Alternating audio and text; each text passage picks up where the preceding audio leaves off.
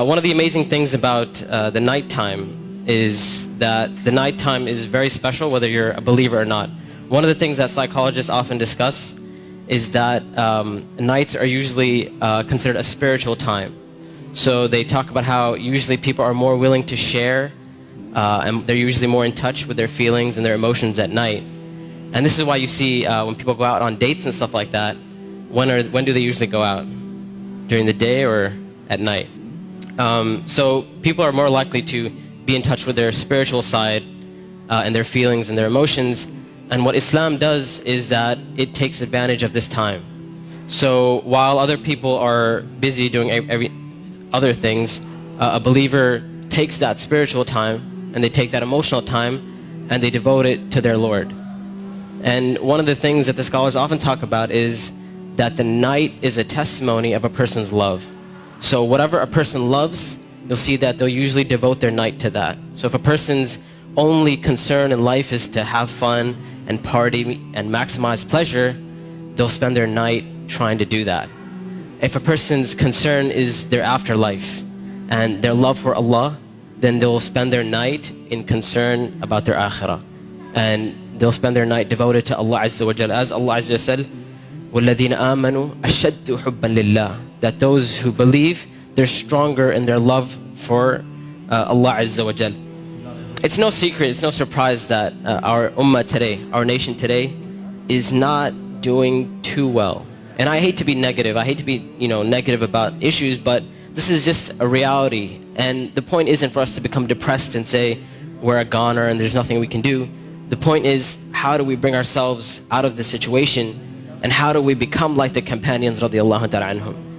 And this is why one of the things that is often said by the classical scholars and even scholars of our time is that if we want to rectify this ummah, if we really, really care about this ummah, we really want to change this ummah, then we will not be able to do it except that which changed the beginning of this ummah.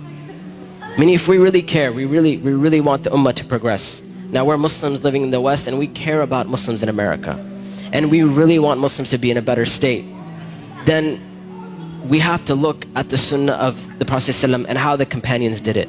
And it is in that we're going to find our ummah come to life.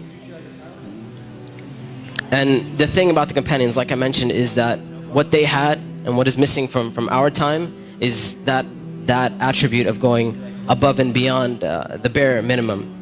Ibn Abbas radiallahu ta'ala anhuma, he says about the companions, he said, I did not see a single companion. He said, I did not see a single companion except that they would take something from the night. Meaning they would pray some type of Qiyam al-Layl. And one of the most oft questions I get from young people is, you know what, my iman is just not doing too well. Like, I have a dip in my iman and I just don't feel it anymore. Or a lot of times people who start practicing Islam, they'll have this iman high and they're doing really, really well, and then a time will come where they'll be like, it just doesn't feel the same anymore. Or a lot of times reverts and converts will say, when I first became Muslim, it was the most amazing experience of my life, and I want that back. I want that experience back. And one of the first questions I ask these people is, how is your connection with Allah? How is your Qiyam al-Layl? When was the last time you got up in the middle of the night or in the last third of the night to pray to your Lord? And if the answer usually is, well, I don't really do that. I just try to do my 5 daily prayers. I'm just happy if I can get that in. And I tell them, I say, listen, if you're cutting off your connection with Allah, how are you going to get better? You can't expect your iman to just get fixed all of a sudden on its own. It's not going to happen. You have to take steps for you to become a better Muslim. You have to take steps to reach that level of iman. When it comes to Qiyam al-Layl, one of the advices I often give, and I give this advice because this was the advice given to me by my teachers, is if you want to pray Qiyam al-Layl, all you have to do is just try it. And I'm not talking about spending a third of the night praying or half of the night praying. I'm saying get up 10 minutes before Fajr.